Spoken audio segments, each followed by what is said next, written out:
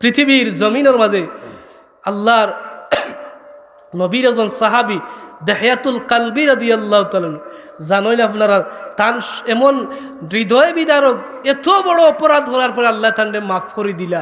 দেহিয়াতুল কালবি এই সম্পর্কে হযরত আবু বকর রাদিয়াল্লাহু তাআলা আনহু থেকে রিওয়ায়াতটা আয়, দিরারাতুল্লাহ সহিল কিতাবের মধ্যে রিওয়ায়াতটা আলো যে আল্লাহর নবী দেহিয়াতুল কালবি আসলা আরবের বিখ্যাত একজন মানুষ, সাধারণ কেউ নয়।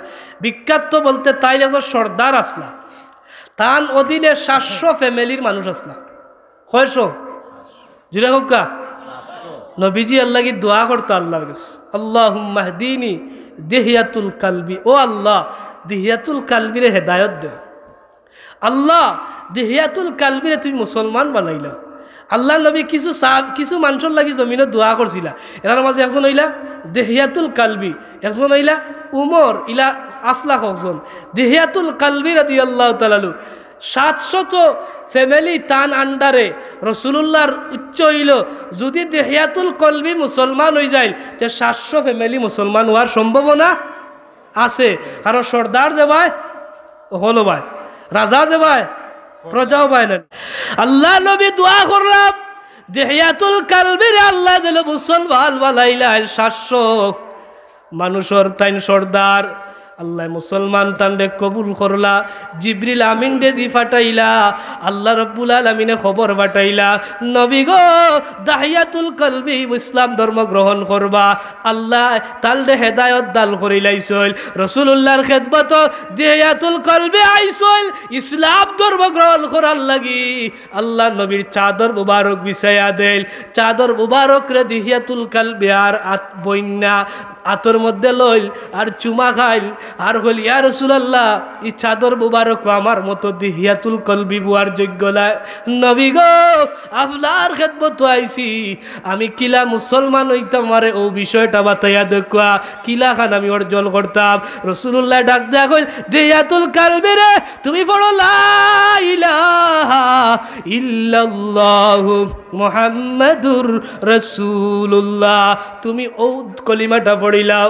দেহিয়াতুল কালবি খালদা শুরু করে দিছিল, খাল দিতে এমন ভাবে খালতিরা হাউ মাউ করি খাল দইল।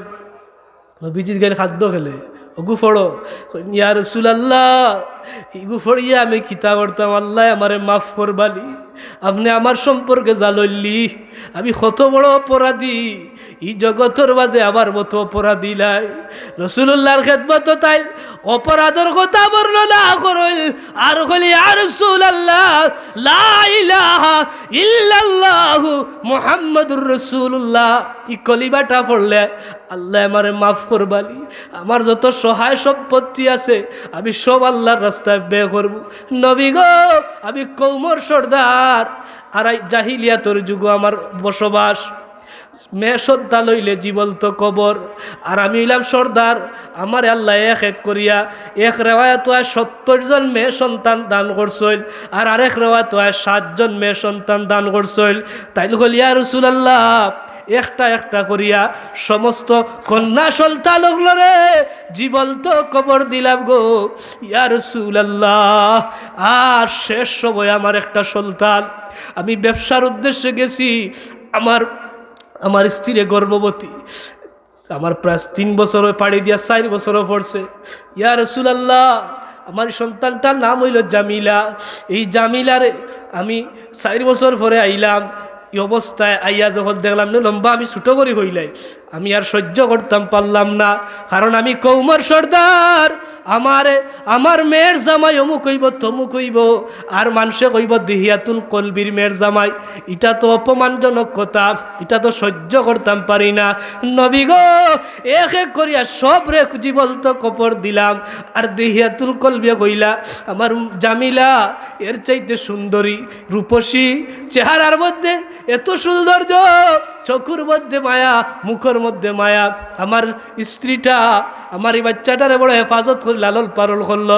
শেষ পর্যায়ে আমি বাড়িতে যাওয়ার পরে আমার এই বাচ্চাটার আমি জীবন্ত খবর দিলাম। আমি যখন কবর দেওয়া যাই আমি ফাত্তর দিয়া যখন আঘাত তখন করি রক্তর ছিটাগুলা আমার দাড়ির মধ্যে লাগছে, জুব্বার মধ্যে লাগছে। আমার বাচ্চা গুতায় বারবার আমার কাকুতি মিনতি করছে, এরপরও আমার দয়া মায়া ঢুকলো না। ইয়া রাসূলুল্লাহ, এত বড় অপরাধী আল্লাহ আমার মাফ করিয়া দিবা, ই কলিবাটা ফড়ি লাইলে আল্লাহ কিতা আমার খালি মাফ দিলাই বালি। এইভাবে কথাবার্তা কইরা এবার সবাই জিবরিল আমিন আমার আল্লাহ সুসংবাদ বলে দিয়া বিশ্ব নবীর খেদমত পাঠাইলা আর কইলা জিবরিল যাও খবর খাল কইয়াও।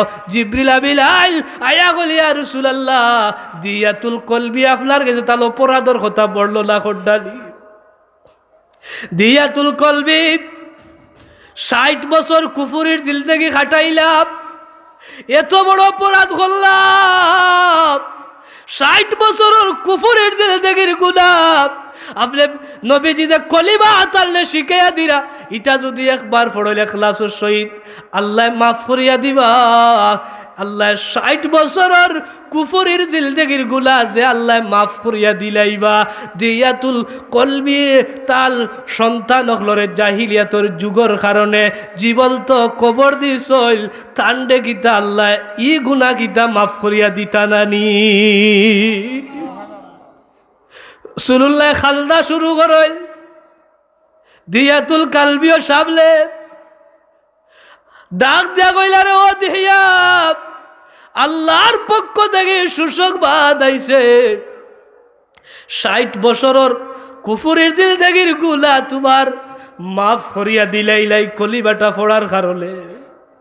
যে আল্লাহ এত বড় গুনাহরে মাফ করলা আর জাহিলিয়াতর যুগের কারণে জীবন্ত কবর দিছো, তারারে কিতা ইগুলা কিতা মাফ করতা লালি আল্লাহ আমারে জ্বালাইছিল আও গুলাও তোমার মাফ করিয়া দিলা। খাল দিতে দিহিয়া খান্দা শুরু করছিল, সাহাবায়ে কেরাম বলে খান্দা শুরু করছিল, নবীজিও খাল দিরা আর সাহাবায়ে কেরাম বলবা লক্ষ্য করি কইরা। ও আমার সাহাবীরা, দিহিয়াতুল কলবি এক কলিমাটা একবার পড়ার কারণে 60 বছরের কুফুরের জিলদেগির গুনাহ মাফ করিয়া দিলাম।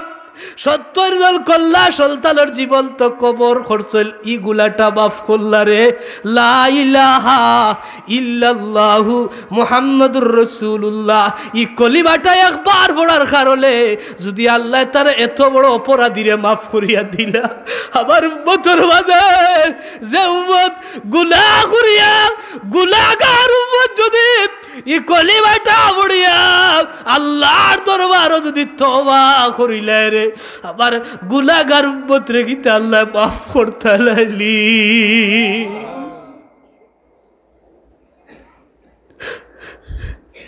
আমার যত বড় গুনাহগার উম্মত দিহিয়াতুল কলবির মতো অপরাধীরে শুধুমাত্র লা ইলাহা ইল্লাল্লাহু মুহাম্মাদুর রাসূলুল্লাহ ই কলিমার কারণে এত বড় অপরাধী ক্ষমা করলা। আমার যে উম্মতে তওবা করিলায় ই কলিমাটা পড়িয়া তওবা করে, কলিমাটা বারবার পড়ে, ই কলিমাটা বারবার স্মরণ করে আমার উম্মতের কিতা আল্লাহ মাফ করিয়া দিতা। সুবহানাল্লাহ।